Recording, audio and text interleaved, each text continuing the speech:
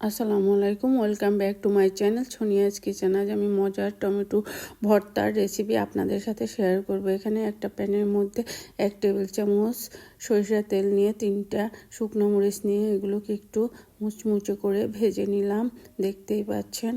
আর এখন আমি এখানে আগে থেকে 4টা টমেটো মাঝখান থেকে ফালি করে রেখেছি, ওগুলো দিয়ে দিলাম। আর সাথে দিলাম 2টো আস্ত কাঁচামরিচ আর 4টার মতো রসুন কোষ, আর উপর থেকে একটু লবণ ছিটিয়ে দিলাম যাতে টমেটোগুলো খুব ভালো করে সেদ্ধ হয়।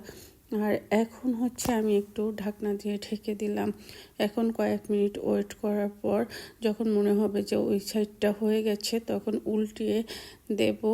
আর এই যে কাঁচামরিচ তারপর রসুনগুলো আমি উল্টিয়ে দিলাম। আর এখন আমার একটু ঢাকনা দিয়ে আরও কয়েক মিনিট ওয়েট করব ওই সাইডটা হওয়া পর্যন্ত।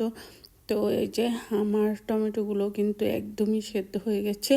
এখন একটা প্লেটে 2টো শুকনো মরিচ নিয়ে সামান্য একটু লবণ দিয়েছি, কারণ টমেটোর মধ্যে আগেই লবণ ছিল। এখন কাঁচামরিচগুলো আর রসুনগুলো এর সাথে নিয়ে একসাথে খুব ভালো করে চটকিয়ে নেব।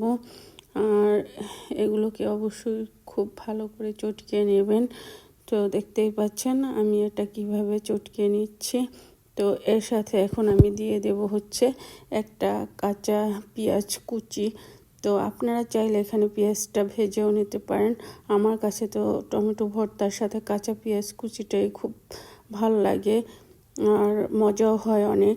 তো আমি এভাবে দিলাম। আর এখন টমেটোগুলো নিয়ে নিচ্ছি। আর আপনারা যেটা করবেন, টমেটোগুলো উপরে খোসাটা ফেলে দিবেন। আমি কিন্তু এখানে সবগুলোর একটা একটা করে খোসা ফেলে দিয়েছিলাম, কারণ খোসার সাথে ভর্তাটা একটু ভাল লাগবে না খেতে। তো দেখতেই পাচ্ছেন। আর এটা খুব গরম ছিল, এটা চটকাতে আমার অনেকটাই কষ্ট হয়ে গেছে। তো আপনারা যেটা করবেন যে এটাকে একটু ঠান্ডা করে নিয়ে তারপর চটকাবেন। তো আর এই যে দেখেন চটকানো হয়ে গেছে। এখন আমি ওই যে আগে ওগুলো চটকায় রেখেছিলাম মরিচ পেঁয়াজ তারপর রসুন, ওগুলোর সাথে একসাথে মিশিয়ে নেব।